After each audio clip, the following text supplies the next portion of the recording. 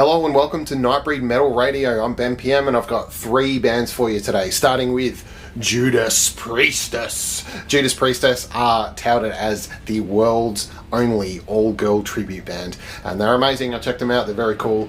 And I spoke with the front girl, the front woman of the band, Militia. She's amazing, and here she is on Nightbreed Metal Radio.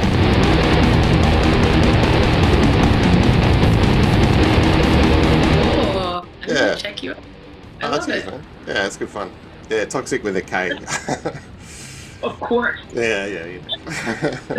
That's the cool thing about like people that are into like hard rock and metal. It's literally our lives. Yeah, absolutely. It's like we play it. We also like to discuss it. We also host like shows like this. Yeah. You know, like yeah, we always want to be like immersed in the culture, and I feel like that doesn't exist with other genres really. Yeah, not in the same way, right? It's cool. Yeah, not in the same way. Like, you don't hear of, like, or maybe it's because I'm not really part of that world anymore. You don't hear of, like, classical players that also, like, host shows about classical music and also, like, play in multiple orchestras or what, I don't know. Like, it's a whole different thing. Yeah, for sure. We're talking... rap artists, like... Yeah. I don't know. It's just different. Yeah. Like it's more of it's more in the blood when it's heavier music. I feel like. Oh, for sure, I agree. Yeah. Well, talking classical, is that so? Did you start singing as a classical singer? Is that what you were in first, or? No, I was a classical pianist. Oh wow, there you go. Yeah. It's like age 8 to like college level. So I was an award-winning player for years. Like I was considered one of the best in the States. Yeah, awesome. So, and then like when I got to that level, I just kind of looked around and I was like, I'm bored. yeah. I'm so bored, and I'm playing like all these dead composers' music, and like there's nothing new. There's nothing. It's just like, how many times can I be tested on how well I can have an aptitude for these same core composers' music? It was just like, after a while, I was just like, okay, I've had enough. Plus, the criticism, the critiques in that world were pretty harsh. Yeah. And if you ever exhibit any kind of personality or flair or style or something that's like a little bit out of the norm, you're often penalized for it, so it's just a bit too rigid for my existence. Yeah, well, fair enough. But it was good to like get the roots, it was good to learn, the basis of some of the greatest music ever written, obviously. Yeah. And be proficient was an accomplishment at a young age, so yeah, it's good. That's amazing. Yeah. So when obviously you got a really strong, amazing voice, when did you first realize that you could sing like Rob Halford? Like were you already an incredible singer and then you discovered Judas Priest, or was it the other way around? I honestly don't think I became a great singer until I started really like hashing it out in like dirty rock clubs around New York and stuff like that. That's when it was already singing by then, but I hadn't really figured out how to harness my particular sound. I think a lot of singers, when they first start, they often try to emulate the singers that they like, So I was always kind of like sounding like someone else for a long time and trying to figure out my own voice and like my own style and what makes sense to me and what like is more exciting in my voice. Plus I was doing a lot of musical theater and stuff like that, so I was like, oh, maybe that's the sound. That's where people with big voices go, but no, that wasn't really what I was looking for. And so like when I joined my first band, it was more industrial, so it was not that kind of singing either.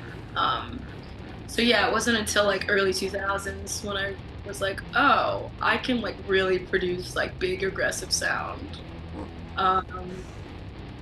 And like I just started testing the limits of that, and anytime I coughed up blood, I was like, okay, that's not the way not to do it. so, Yeah. so yeah, it was just like a lot of trial and error, and then figuring out like what works for my voice is like going to work for someone else and things like that. So yeah, I feel like my voice really didn't start sounding awesome to a point where I was really like, oh yeah, like this is what it needs to be, and this is what I need to do, until like only I would say like a handful of years ago, where I was like, wow, I'm really happy with the way I sound. Yeah. But it's the kind of thing where everyone hates their voice, right? Yeah, sure. Like your voice, and you're like, what the hell is that? Like, Yeah. not really what I sound like. It's so gross. But like when you think about the sound that's like in your head, and then to hear it recorded, it's just like, and then it's two different things. Like, doesn't seem like it computes, right? You know. Yeah. Interestingly enough, Halford always said that he'd never liked the sound of his voice. Yeah. Wild, right? Yeah.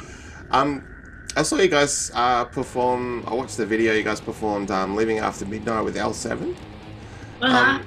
That's called the Ultimate Jam Night at Whiskey a Go Go in Hollywood. That looks like a fun gig. Like, is that something you guys have been involved in, like, more than once, or? Well, I've played it many times. That was the only Priestess did it. Oh yeah.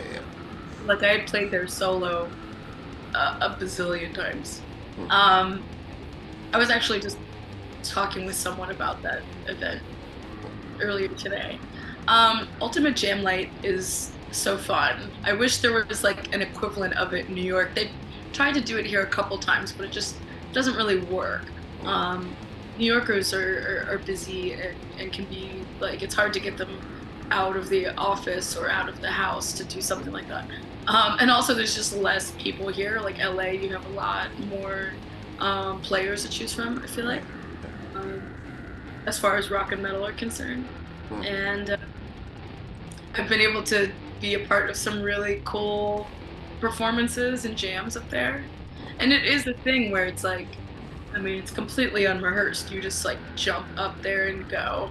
Like, everyone decides what the song is, and you just jump up there and go, and that's it. So it's got a really raw, kind of exciting vibe to it, because you don't know what's gonna happen. Sometimes it feels like very unhinged, but it's a fun feeling. So I've done the show a lot, and I'm probably gonna do another one when I go back into September. Yeah, cool. Excellent. Yeah. That sounds like a fun place. That's cool. I highly recommend the Whiskey a Go Go to anyone who's interested. Yeah, nice. Had a history in those walls and on that stage.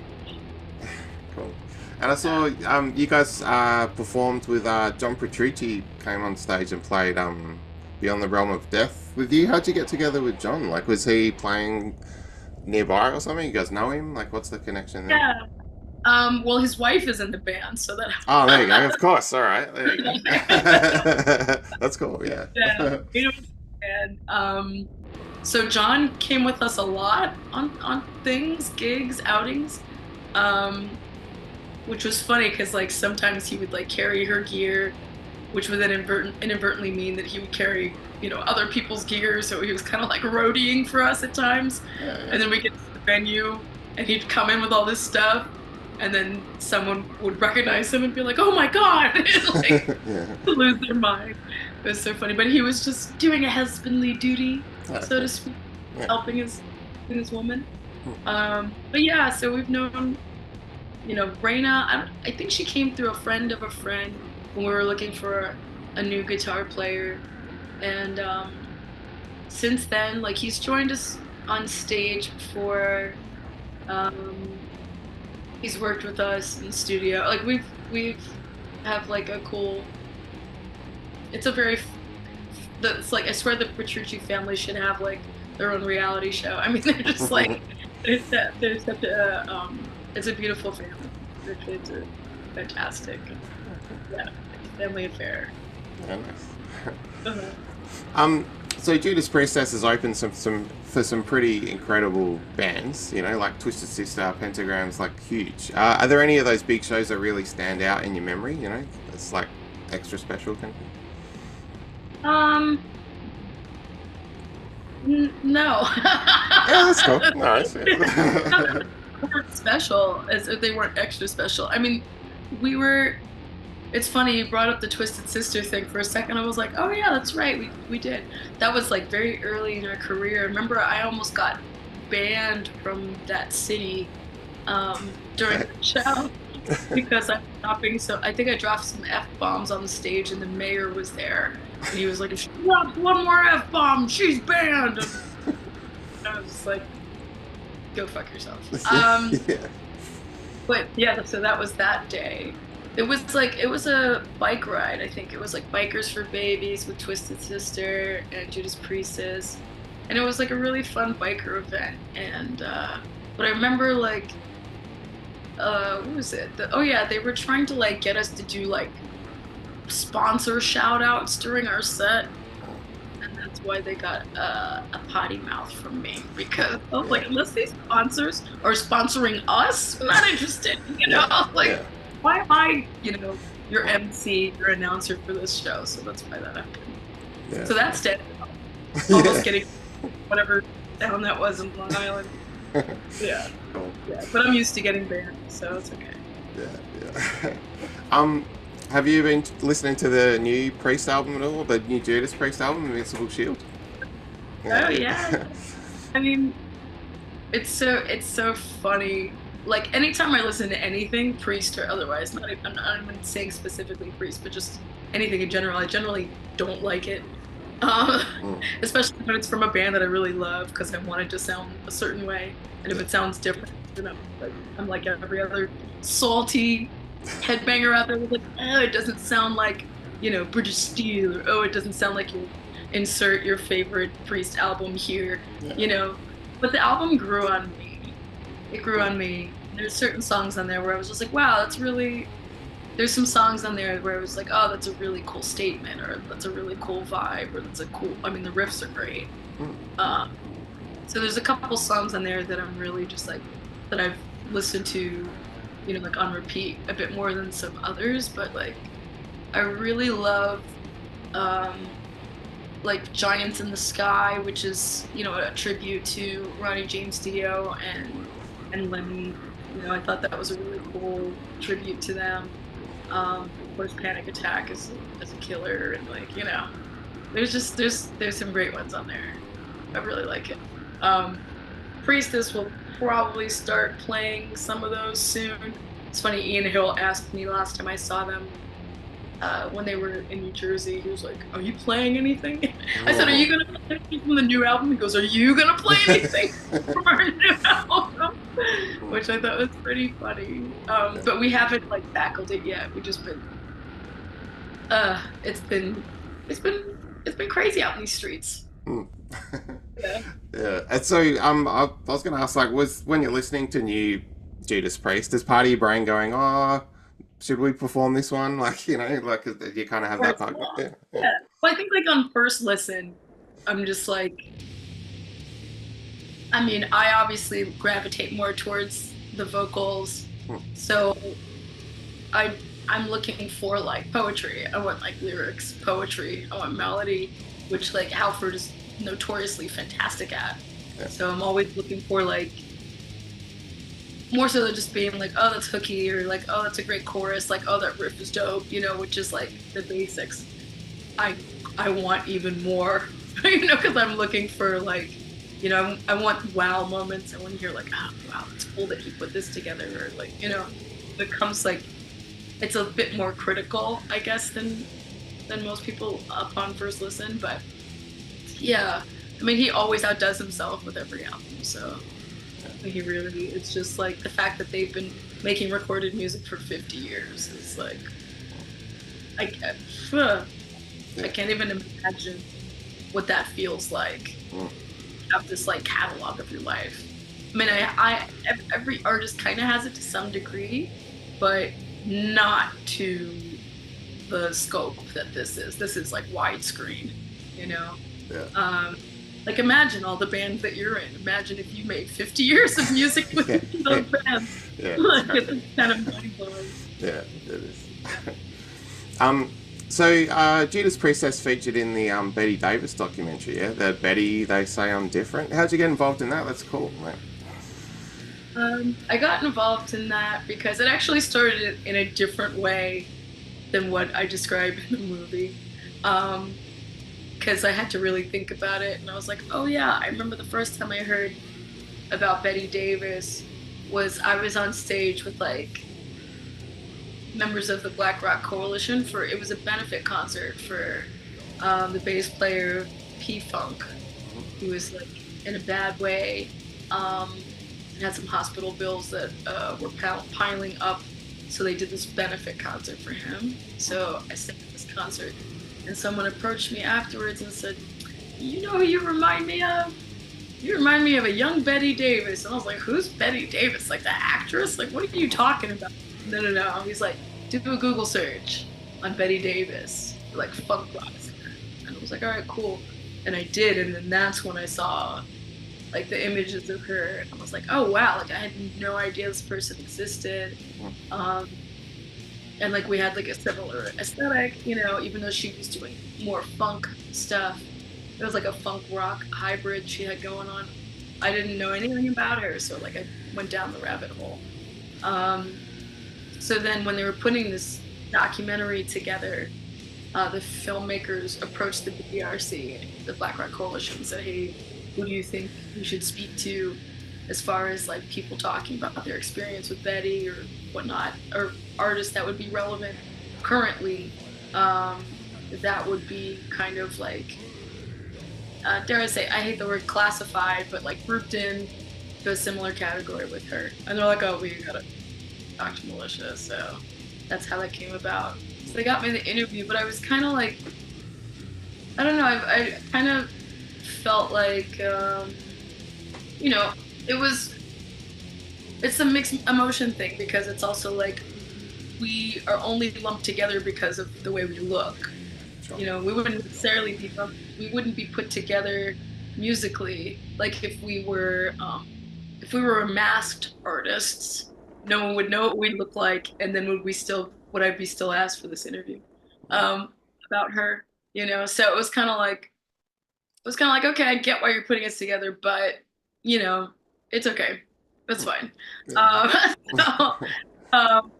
And also, like, I had my own ideas about her, or what I assumed her to be, which over time proved that she was not into the same things anymore. She became kind of pious near the end of her life and was a good church-going lady by the end of her life, and you know, which is all the opposite of me.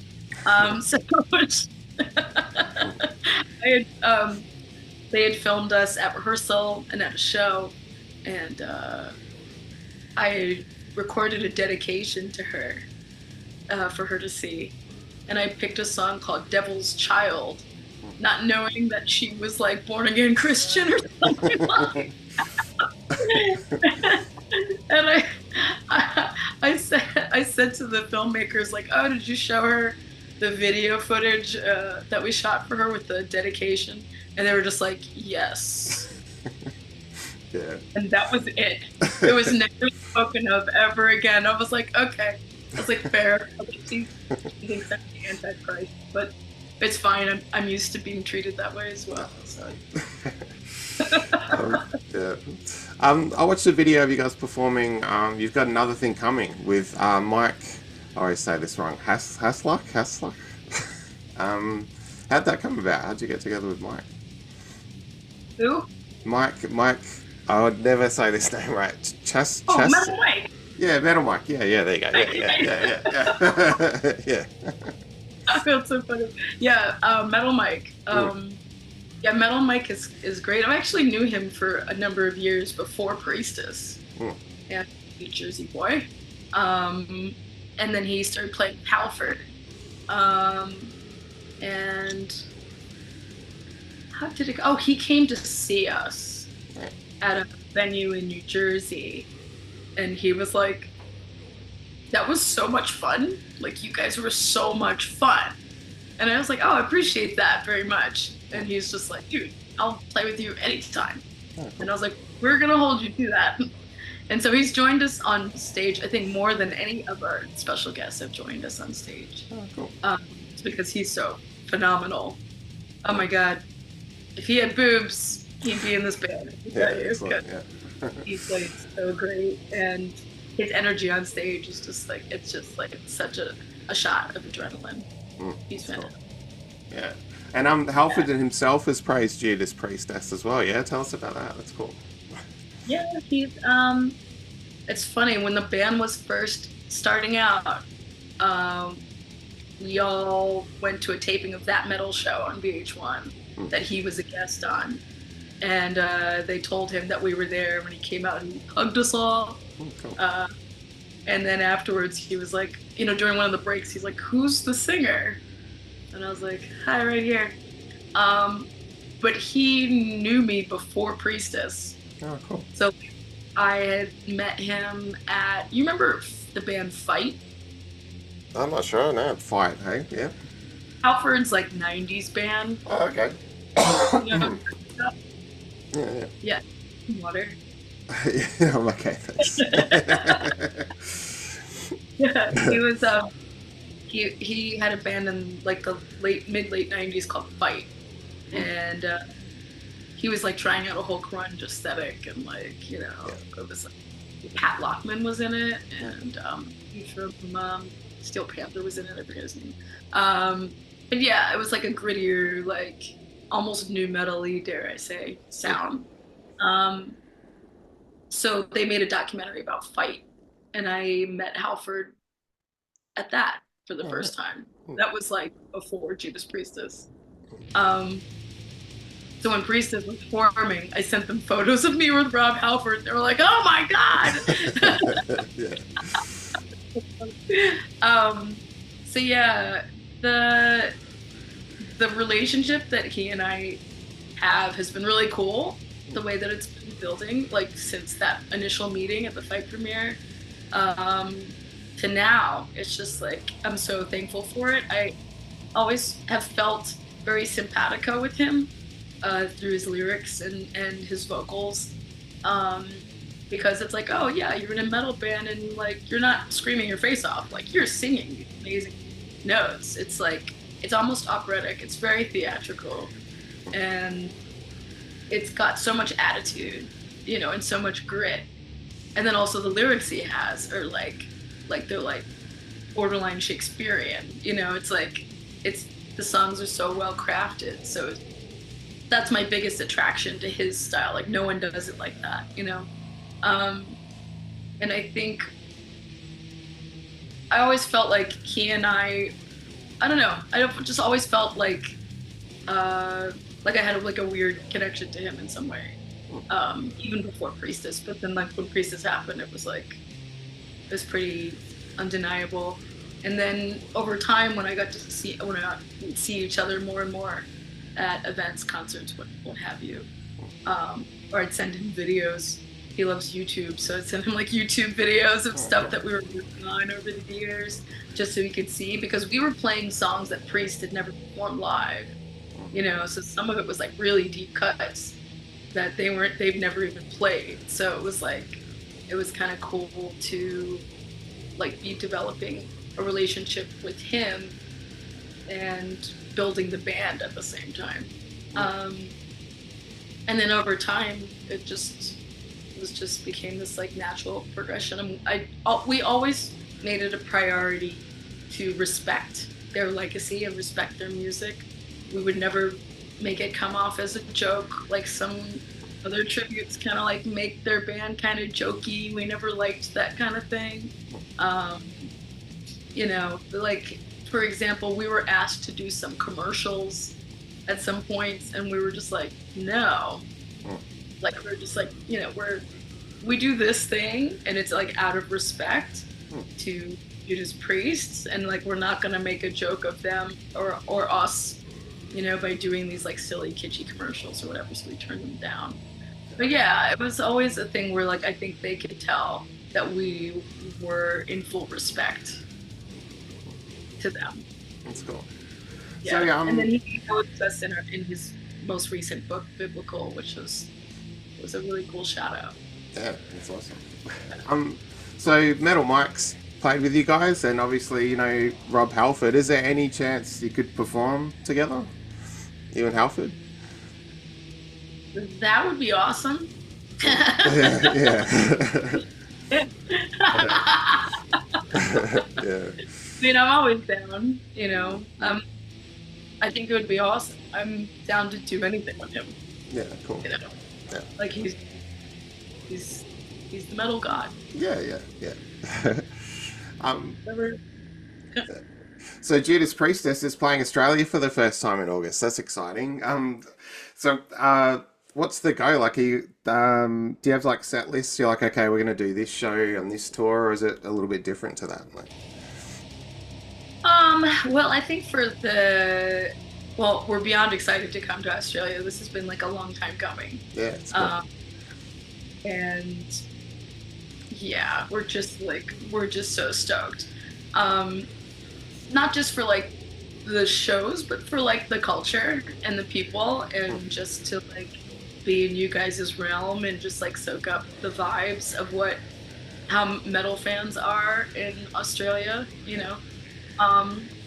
And just like the nature part is really exciting to us, because we're all very into wildlife and things like that. Perfect. Yeah. Do that too, since like, you know, I'm talking to you from Manhattan, so we're surrounded by wildlife, but it's usually humans. The humans are the wildlife here, so it's a very different thing. This is the concrete jungle, so I just want to see like, here, you know, play lots of metal, meet cool people, and see some natural wonders and things like that. That'll be really cool. The set list is going to be a lot of the hits, obviously, because people expect to hear them. And of course, we're going to give people some deep cuts, because that's what we like to do, is throw some curveballs in there for like the diehard Priest fans, you know, that want to hear, you know, stuff that maybe they forgot about, or stuff that they used to love and you know, just haven't gotten to hear it loud in years, you know, like that. So it'll be cool. That's awesome, man. Cool. Well, look, Militia, thanks heaps for your time. It's been awesome to chat, and yeah, pumped that you guys are coming over here, man.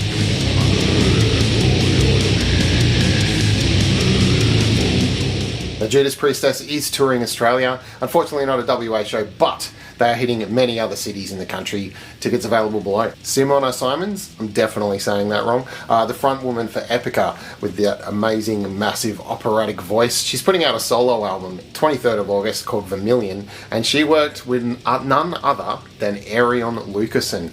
You might know Arjen Lucassen from Star One, that's why I dig him for. And Arjen, his solo other band, he's got a lot of projects on the go. It's all very widdly diddly and massive and sci-fi. It's cool stuff. He's worked with Rutger Hauer, he's worked with Tom Baker. Here he is.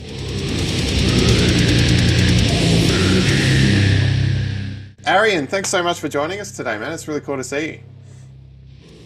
Oh man, I'm honored. Always ready to promote something I'm proud of. So here I am. Excellent, man. Yeah. So yeah, Simone Simons' Vermillion album out 23rd of August. How did how'd the idea for you and Simona, sorry, how'd the idea for you to work together first begin? Like, when did that sort of first spark happen for you two to work on this thing?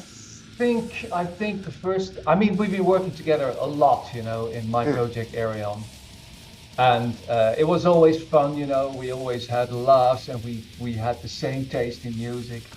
And she's actually a big Arjen fan, you know, that's for me. I remember her coming to me as a little girl at a show or something, and she was like, I'm really, together with Mark of Epica, and they were like, we're big fans of your music, and I'm like, okay, cool. So I think 5 or 6 years ago was the first time she contacted me about this. She said, hey, what do you think about doing an album together with me? I said, I'd love to, you know, that would be great, but you know how it goes. You know, I was working on 5 projects at the same time, and I was like, maybe next year, you know, and she was busy too. So we had a couple of video calls, Zoom calls, or Skype calls, I think it was. when we were talking about, okay, if we would do this, what would we do? What style would we go in? And what kind of music do you like? What kind of music do I like? And that went on for 5 years. And at some point, I was doing the Arion live shows last year, and most work was done. We always try to be ready with the shows a year in advance. Pick all the songs and the effects and the musicians. So basically, I had a little time on my hands. So I contacted her. I said, "Well, what about now?" And she was like, "Yeah, cool, let's do it." So I think about 1.5, 2 years ago, we actually started working on it. Yeah, cool. And Vermillion certainly has elements of, Epica and your other work, but it's still its own unique thing. Was there a discussion around what kind of sound you were working towards before any of the writing or recording began? Very much so. I thought that was very important, that we were on the same wavelength. Because we like a lot of the same music, but of course not everything, I'm more of a prog guy, she's more of a ballads and lyric girl. And so we had to get them on the same page. And we both found out that we really like industrial stuff, the really a little bit of weird synthesizers, and heavy guitars and let's say a little bit of the Rammstein news, that's both stuff we found out we listened to a lot. But most important for us was melody and emotion. That was we didn't want to create some flat pop music, to try to get in the charts, and we didn't want to make like really heavy music either. We wanted to make something in the middle, something very dynamic, something very eclectic. We had a lot of talk about it, and we were exactly on the same wavelength. It wasn't. The only thing was she said, she's good at ballads, She said, I want a lot of ballads. And I was like, I don't know if I can do that. I don't know. I do like Pink Floyd kind of atmospheric stuff, but not really ballad stuff. So that was a challenge for me, but that's why I did this, I like the challenge. Yeah, that's cool. And the lyrics were written by Simona and your partner, right, Laurie? Is that right? Totally. Yeah. Totally. Yeah. How did that come about? Simona, this whole thing is Simona's idea, of course. She wanted to do this. She had a clear vision. She said, I wanted to call it Vermillion. She had all the song titles. She had all the topics she wanted to talk about. So that's why I got this whole list from her. Which is weird for me, because I'm a control freak, and I'm a total egomaniac. I do my own stuff, so that was a challenge for me. Like, I've got this list with song titles and topics, and I've got to write songs to it. It's something very new for me. So basically, that's how it went. I wrote a song, and I sent it to her instrumentally. First to check out if she liked it, and if she liked it, then I would pick one of the titles that she came up with, and I would think like which title fits which song. Like, let's take the first song, Aeterna. That's this huge song, 6 minutes of all these synths and huge riffs and stuff. I was like, okay, Aeterna, that's the right title for this one. How am I gonna fit it in? Then we worked on it together a bit with Simone. Do you like this idea? Do you like how this is going? And then I make bullshit lyrics just to put the melody down, So I just stand in front of the mic, sing nonsense. That went to Simone, that went to Laurie. And then Simone and Laurie talked about what's the song about and what do we want in there. And then basically together, they wrote the lyrics, and sometimes I had some lyrics ideas, like with RED, I had the Rise, Evolve, Dominate, that came up, So it's a little bit of everything, and Laurie also helps me a lot with my own songs, also within Arion. I mean, she's of course in English, she's from LA. So and she's also an English teacher, and she's also very creative. So it would be foolish not to involve her, then you have something good. Yeah, that's cool. So how was it writing melodies with Simone in mind? Like you're saying you sang them, are you hitting the same notes as her? Or like, is that kind of like, no, but it's good because I can sing exactly an octave lower. Oh, okay, perfect. If I have to sing vocals for a singer that's a little bit above my range, that's shit because I can't reach his range, but I can't sing it an octave lower either because it would be too low for me. With Simone, it was perfect. I could do it an octave lower, and it would be perfect for her range. I would sing low A, and she would sing high A. Cool. So yeah, she got my rough guide vocals, and she loved it. I was always apologizing, I was always like, sorry, these vocals are so shitty. And she said, no, I love your voice and it's inspiring. So there you go. Oh, cool. So I read this was written and recorded at your home studio, yeah? Were you and Simone under any kind of timeline, or was it a bit looser than that? You could just try things until it was ready? Oh, we had no timeline at all. It was just as soon as I had 2-3 songs ready, she would come over. And she would always stay for 3 days. Oh, nice. So she was, I live there's like a very cool harbor here with a cute little hotel on the harbor overlooking the water. And, she enjoyed staying there. So she came here 3 days every time. And in those 3 days, we used to do 2 or 3 songs. And we're both incredible perfectionists. So she would, and then a month later she would come back and we would correct some stuff, It could be a line or even a word here and there we had to change. Yeah. So I think it was about 5 sessions of 3 days that we recorded her vocals. Yeah, cool. There's a lot of guests on the album too. Did any of them come to the studio, or was there like remote recording going on or something? Well, the classical musicians came here, like the cello came here. Also Pertu of Apocalyptica, he came here and he did his cello part here. The violins were recorded in my home studio. But obviously Alyssa recorded in her own studio.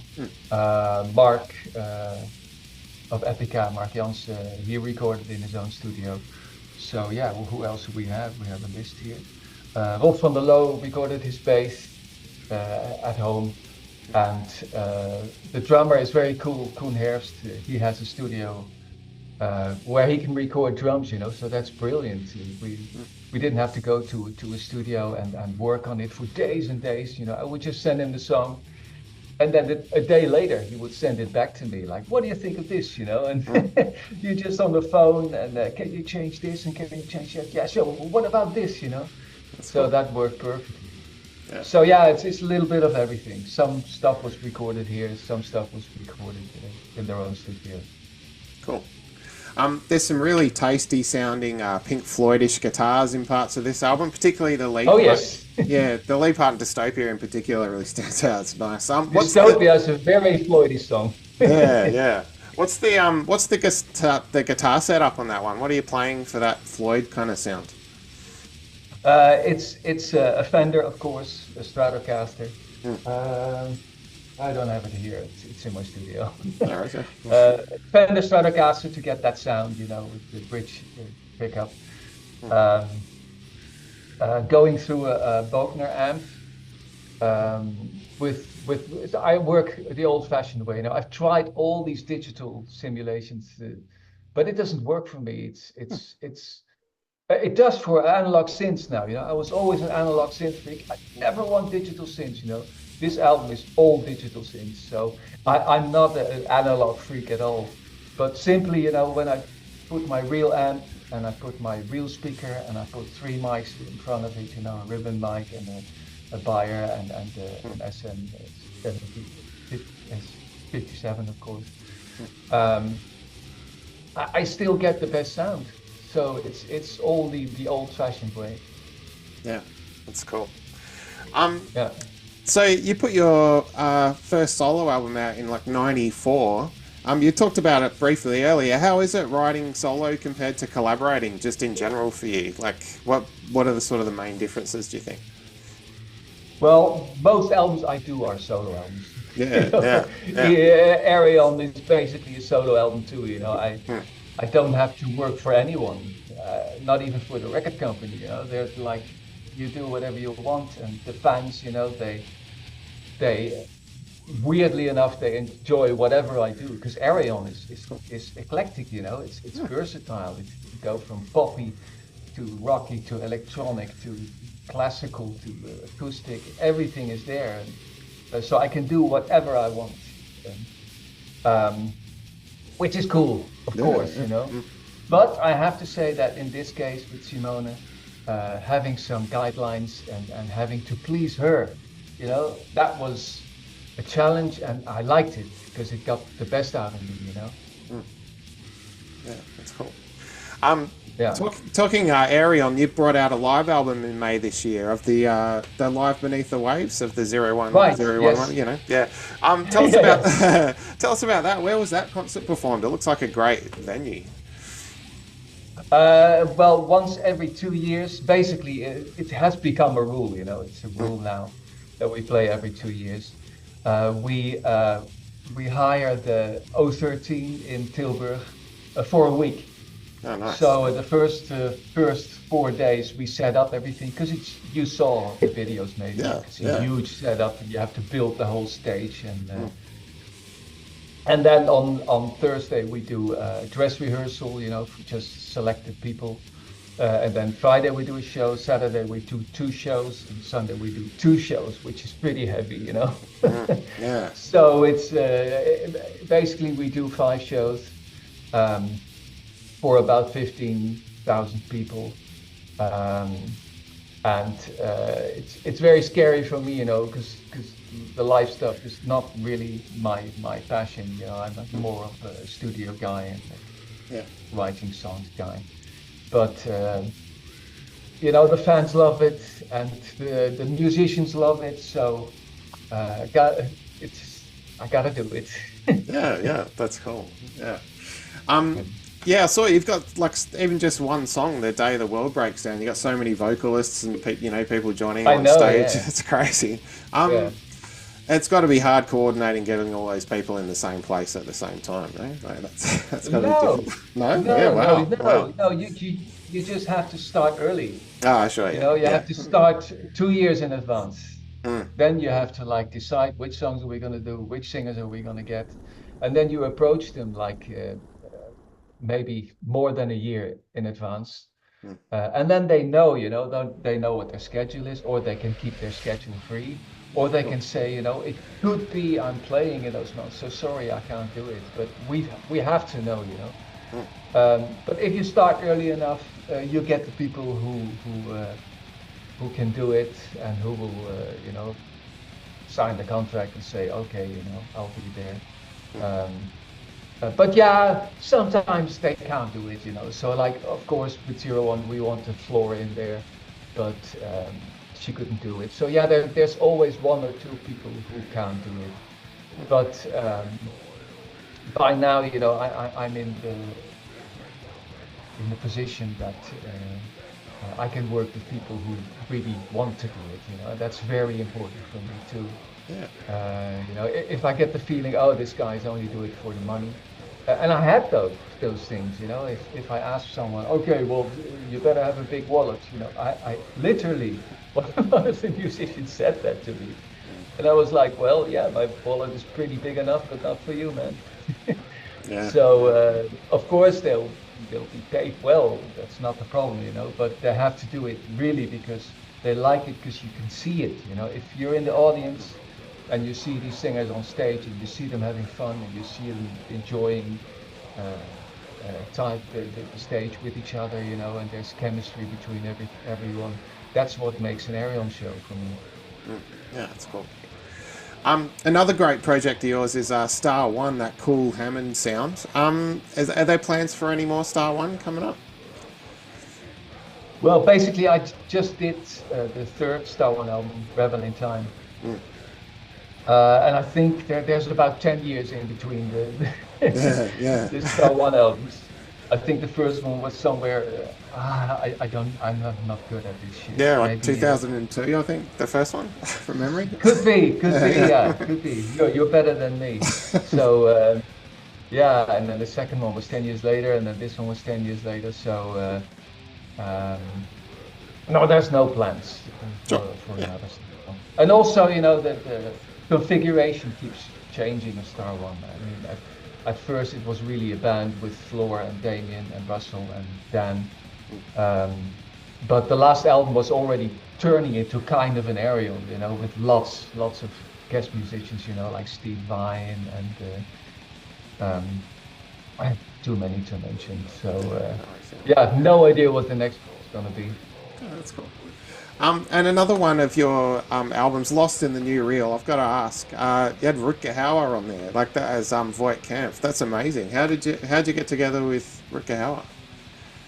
That was one of the best experiences of my life, because I've been a Rutger Hauer fan since I was a kid. He had this series here in Holland called Floris, which was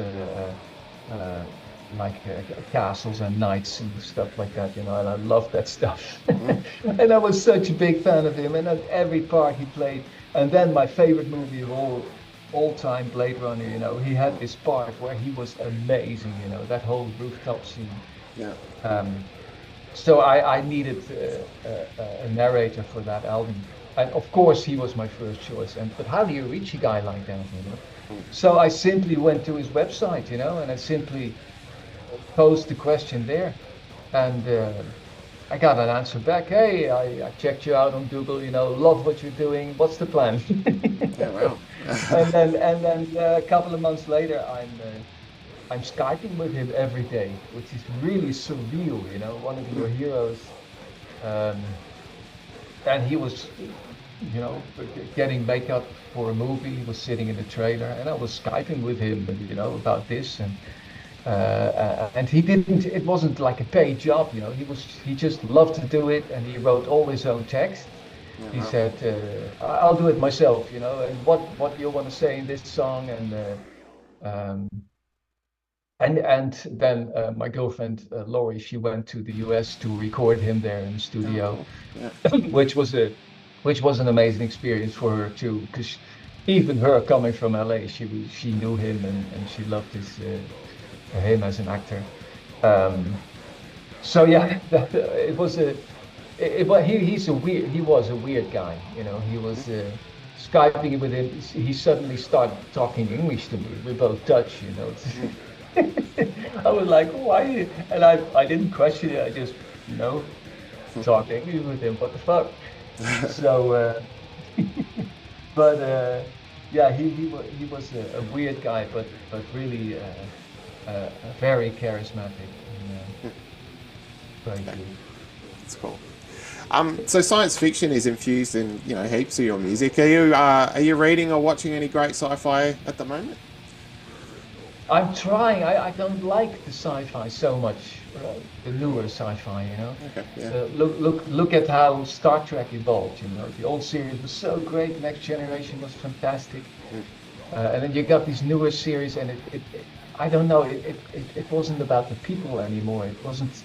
I don't know. I couldn't get a connection with it. Same thing with Star Wars, and it's more about the effects now, I guess. And I really loved the old crappy effects, Yeah, absolutely. Yeah. It looked so crap. The monsters were terrible, and I loved that. The same thing with Doctor Who, the old Doctor Who. And as you may know, I also worked with Tom Baker, who is my favorite Doctor Who of all time. Yeah, me too. That was the other best experience in my life, because he was great too. He was such a hero. But if you see his show now, it's like, oh my God, you wouldn't show that to people nowadays because it's so bad, but it makes it so good for me, Yeah. The crappier the better, and nowadays it's all about the effects and not so much about the people anymore. And So I find it hard. I try some of them, you know. What did I watch the other day? Silo. I kind of liked it. It was kind of like about people, but I find it hard, you know. And even the cool series like Firefly was cancelled halfway through. You know, it's yeah. So if you have any tips for me, yeah. I like The Expanse actually. That's a really good one. That's completed. Oh yeah, now. yeah. That's a great show. Yeah. I liked it. I liked it. Yeah. I saw the first series, so I got a couple more to go. But yeah, you're right. That's more in the old vein. Yeah. How'd you get together with Tom Baker? Like, how did that work out? You know, did you have much interaction, kind of thing? No, it was different with him. It was all through a management of voiceovers. So it was all dealing with like how much it's gonna cost, and it cost a bit, you know. But I didn't give a shit. I got to work with my hero, you know. I would have paid anything.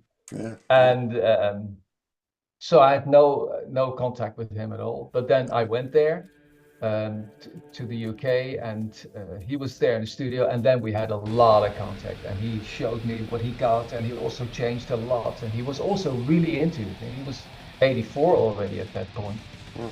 Am I lying? I'm not sure now. He was old, but he was, you know, he was totally into it, and he I think recording it took like 2 hours or something. He did so well. You could see he's very experienced in that. You know, it's totally what he does. All that Big Finish stuff is great. Yeah, the Tom Baker Big Finish, you know, audios and stuff. He does a lot of that. So it was really his home studio where he, you know, not his own studio, but where he went every week. It was just his job doing voiceovers things. So yeah, that's cool. What have you been listening to lately? And is there anything kind of, you know, grabbing your interest with music? It's the same as with movies, you know. It's getting harder and harder for me to find good stuff, you know. I keep gravitating towards the old stuff, you know. Maybe I'm just an old bastard now, you know. But I keep trying new stuff, and mostly it's songs, you know. I don't like a whole album anymore. It's mostly big songs. And, what did I hear the other day? Like an industrial kind of band called Skint. I don't know if you know it. It's with a female singer, and it's good compositions and weird electronic industrial stuff. And I heard a song yesterday, a Cemetery Skyline. Is that right? Is that a band? A song which I really liked. I think usually it's a death metal band, but this had melodic vocals. And so here and there I should write it down, so I always have an answer to that question, because there are songs that I like. Yeah, sure. Back to the Vermillion album coming out 23rd of August. Obviously you and Simone are very busy, but do you think this great release could be the first of many? Like, is there plans to do this again?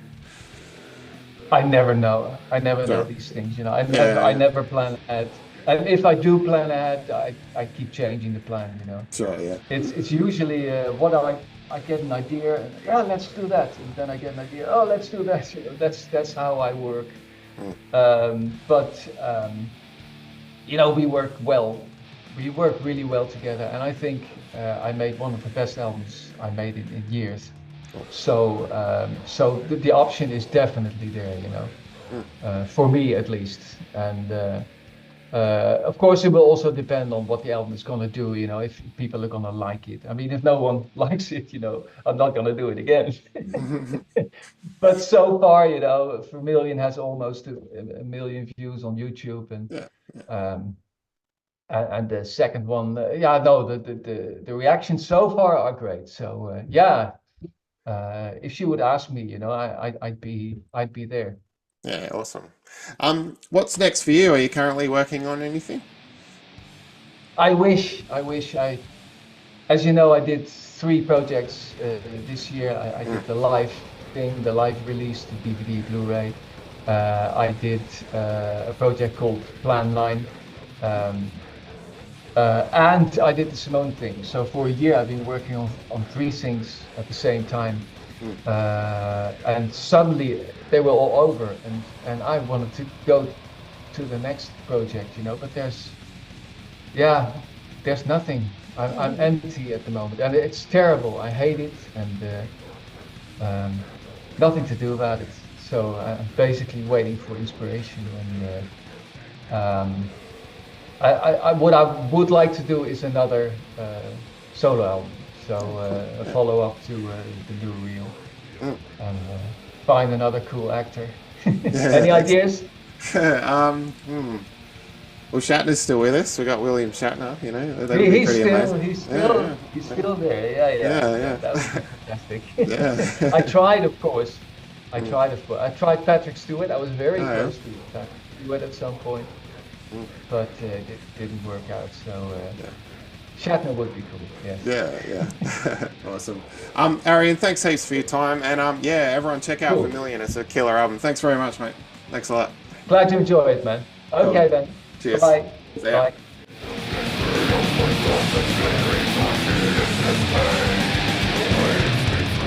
Last but not least, we've got Francesco from Fleshgod Apocalypse. They've got a new album coming out, Opera. It's out August 23rd. I've listened to it, and it is a really, really cool mix of very heavy tech death metal and that symphonic opera, big theatrical stuff. There's some great songs on here. I dug it, and we get into it. Here he is.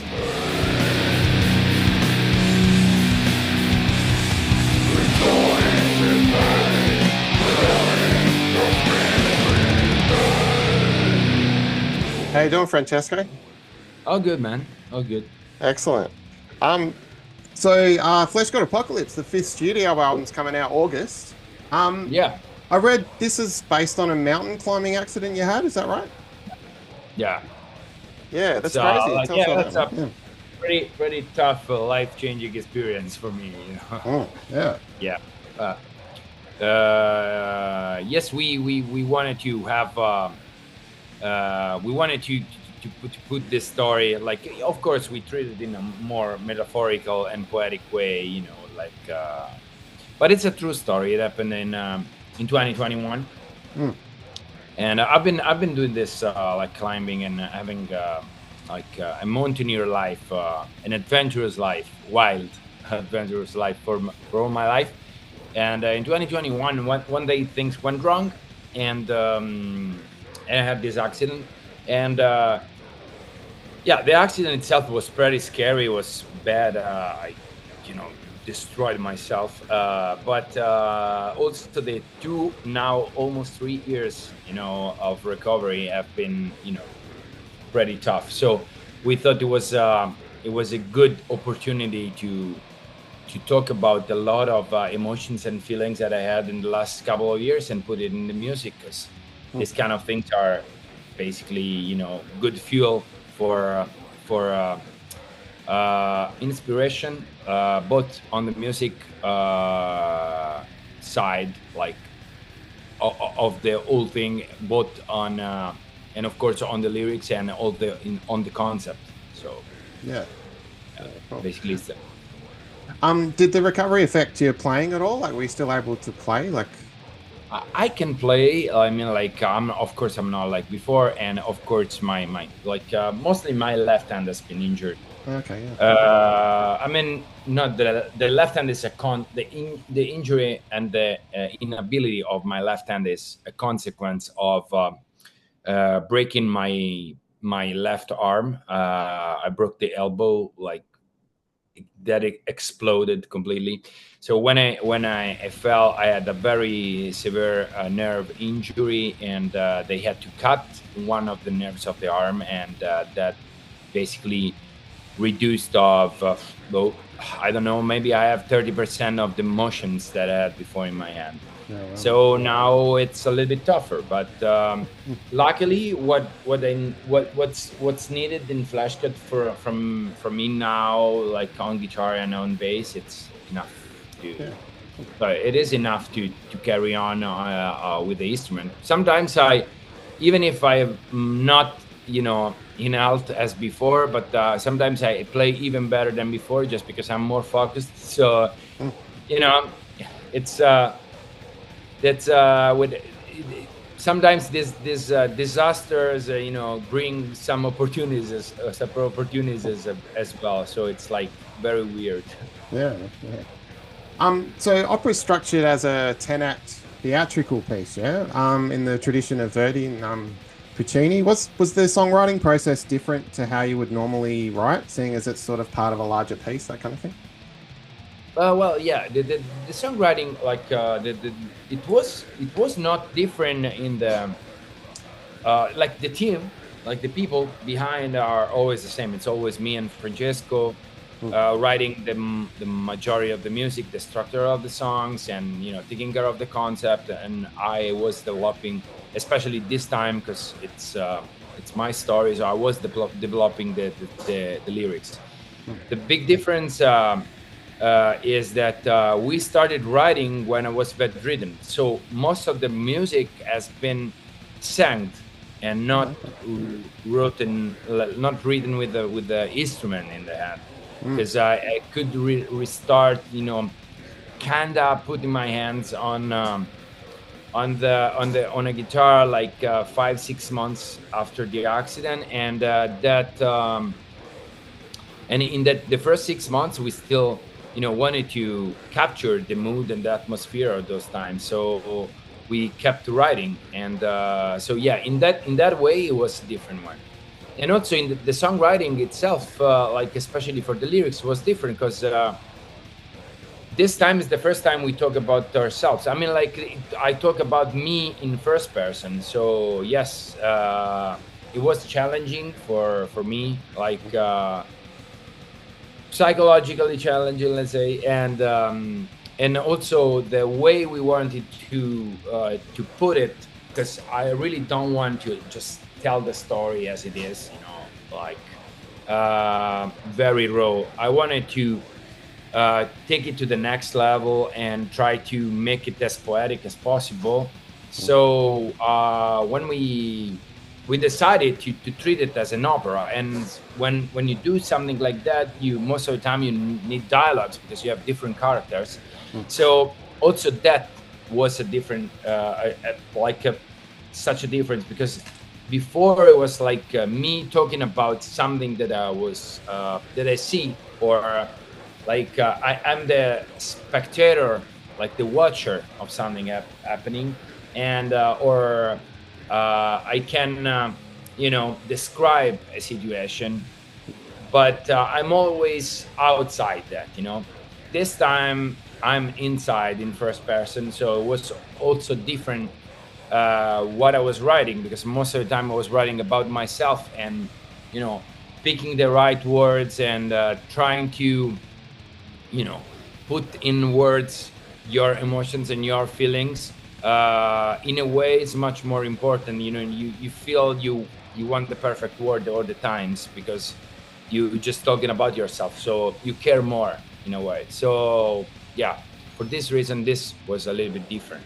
And then we brought the old product, the old pre-production in the room, and with the other guys we started writing and rewriting the parts, like the single stuff, like the solos, the drum parts, together with Eugene and Fabio and Veronica. Also, we did all the lines together. We tried out a million options, and it came out very various, very dynamic, and likely there's a lot of diversity in the songs, and that helps a lot to have a non-boring album, which is something that sometimes happens.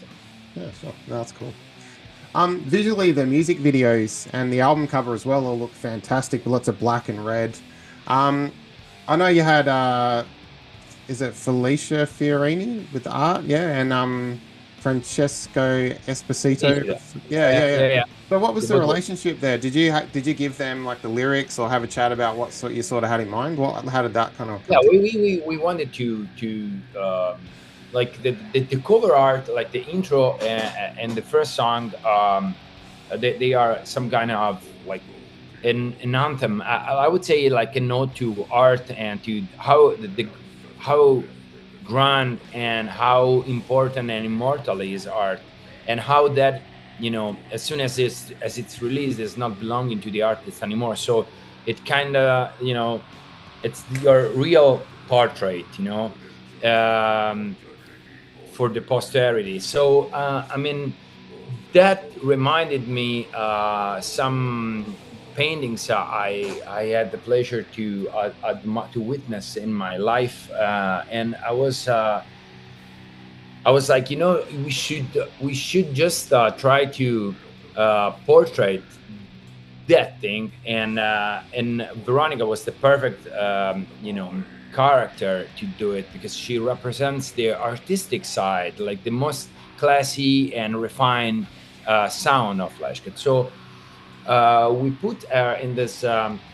It's a very complex. The process was pretty complex. We started with a picture, and then there was this the painting based on the picture and on a 3D model of a destroyed, like of a theater in decay.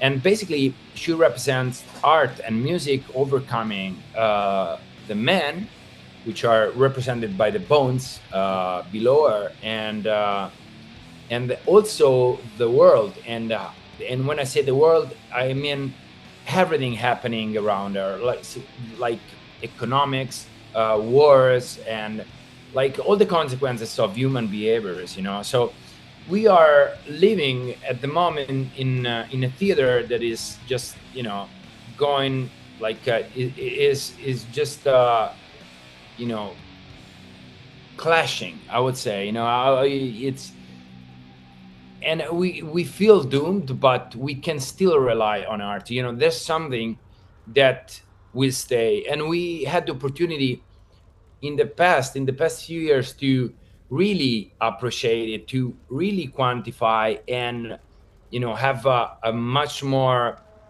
conscious perception of how important art is. For example, during COVID, you know, this industry was the first one hit by the COVID, because everything was closed down, and, you know, yeah, artists are important, but, you know, this is more important and that is more important.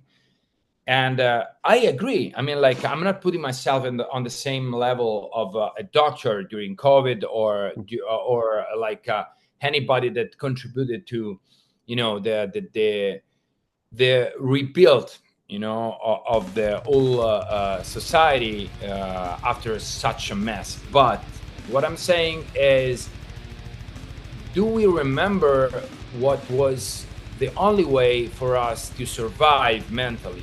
Those kind of things. Mostly was music, mostly was a movie, or, you know, a painting, or our passions, playing at home, painting at home, writing music, writing poets, writing, you know. Art is the thing that kept us alive mentally, and this in our soul didn't die because of that. So in a way, it was as important as everything else. So I wanted to celebrate that in the cover. I wanted to have this kind of, you know, as I said, is like a statement where we say, yeah, whatever is around us going down, whoever is doing the worst shit in the world, you know, we still stick to that. You know, it's like a deity. It's our own religion. You know, we are not living, you know, this path, because this path is the only one sustainable, soul-wise, life-wise. It's like, so yeah.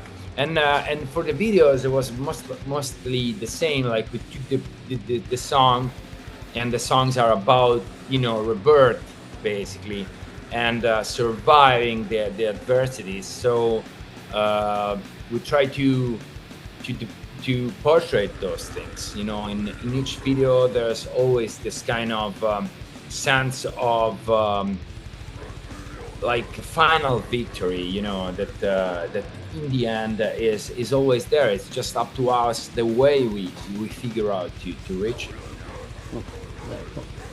I really like your fuzzy bass sound on this one, like that part in Per Aspera ad Astra where it kind of peaks through for half a bar kind of thing. What's your bass recording setup? What are you playing to?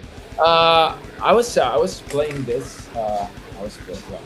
Is it gonna be a video interview? No. Yeah. For the album, we use this.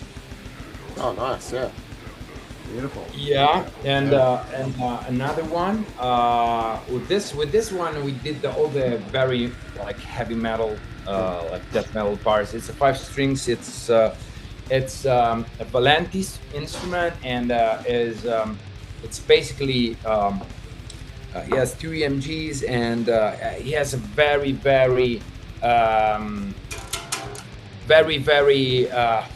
metallic sound itself, like the bass.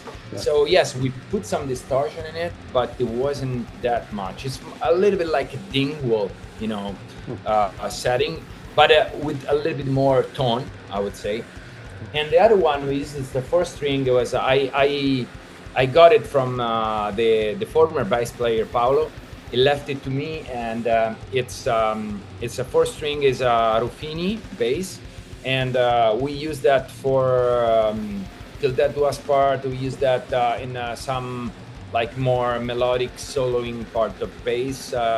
Also, I think, if I'm not wrong, I use that also in the solo and Veronica and solo section of Blood Clock.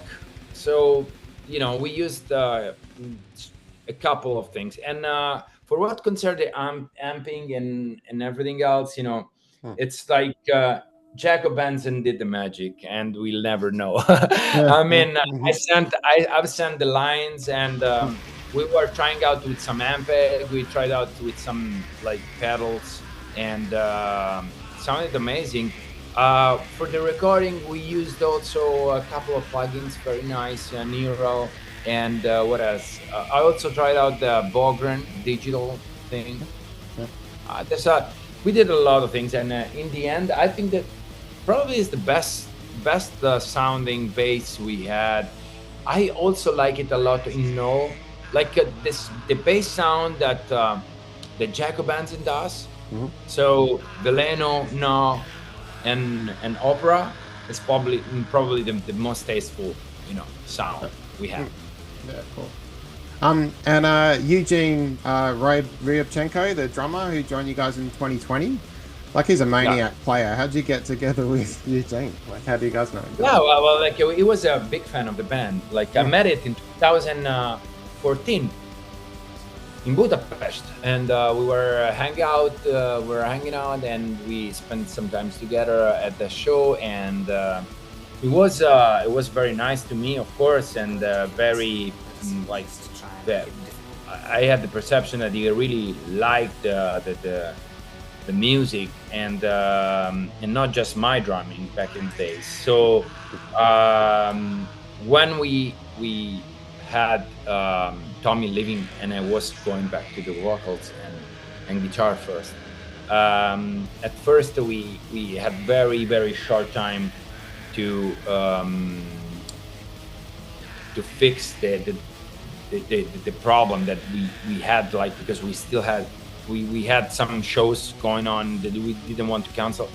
So a friend of ours who also helped me in the early days, teaching me some stuff, David, helped me, and then he was supposed to stay there for a certain amount of time, but in the end he stayed for longer.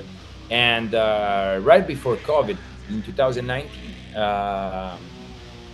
I called Eugene. I was like, like David wants to go now. You're free, because it was he didn't have a band anymore, because before he was in Belfagor and Peter Remains. And I said, you want to try out for Fleshgod? Because I saw I saw a Violation cover, and he was doing great on that song. So I was like, you want to try out? And it was like, yeah, it would be amazing.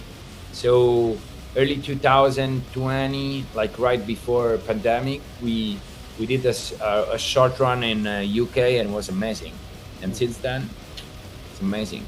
Yeah. 5 years, and now we are friends, so it's very cool. We wrote the drums together for the new album. Awesome, nice one. So you guys covered Heartwork a little while ago by Carcass. A great take on the song. Did you hear any feedback from the Carcass guys after that?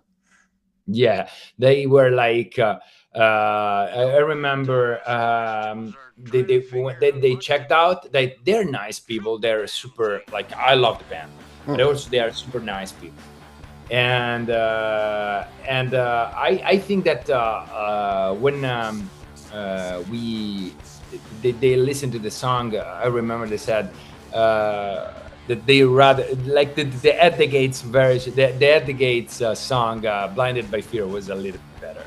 And I said, I agree because it's Fleshgod, we never put any limit or boundaries for us, so we always try out, and sometimes things work and sometimes they don't. And for example, I think At the Gate song that we recorded back in the days, or even the blue thing we've done, with the FL65, which is a joke, in a way, have something, it's a great result compared to the original song. It's when I talk to Adrian, for example, about the At the Gate song cover, you always say, it's not, but it's a revisited song, and it's a successful cover. The Carcass one, it's a little bit more, maybe it could have been better, I would say. But they love the idea that we did it, and I love the idea that I did it in a way, because I always want to celebrate the bands that influence me, and Carcass are one of the few bands that from the very, very beginning mixed extreme music and melodic music. So I'm very thankful to be fan, to have the opportunity to watch them live, and to listen to their records back in the days, because they kind of forged my own sense of my taste in music in general. So sometimes when people listen to the solos, or when people listen to the melodies of the vocals, and they say, I like it because it's super melodic, and yeah, you have to thank Bill Steer, you have to thank Michael Amott, you have to thank probably like all these early 90s bands that created this kind of melodic death metal, and especially them included such very super melodic solo sections in the songs, because they stayed with me and with my taste. And even nowadays, when we get to the solo section, I always try to use it to even boost the melodic, the melody inside the song. So I'm not looking for the technicality of it, but more looking for the right notes to give even more feelings and emotions. Yeah, cool. So yeah, you're obviously a fan of a lot of metal. What was it back in the day that, like, when you're starting Fleshgod Apocalypse, that made you go, okay, I want to do this with like operatic vocals and symphonic stuff? Like, what was it that first switched you onto that? Yeah, well, it was that thing that came with time. I mean, we started very young, and Fleshgod is an idea that stayed there, like even a few years before we actually started the band. So I was playing in another band called Hour of Penance, and I wanted to do something myself, and because there I was just singing, and I wanted to do a band. I wanted to make a band that was like melodic and have all these melodic death metal influences, also influences from all the others genre that subgenre that I really enjoy, including power metal or melodic metal in general. And also, of course, my vocals and my own style of songwriting is much influenced by American death metal.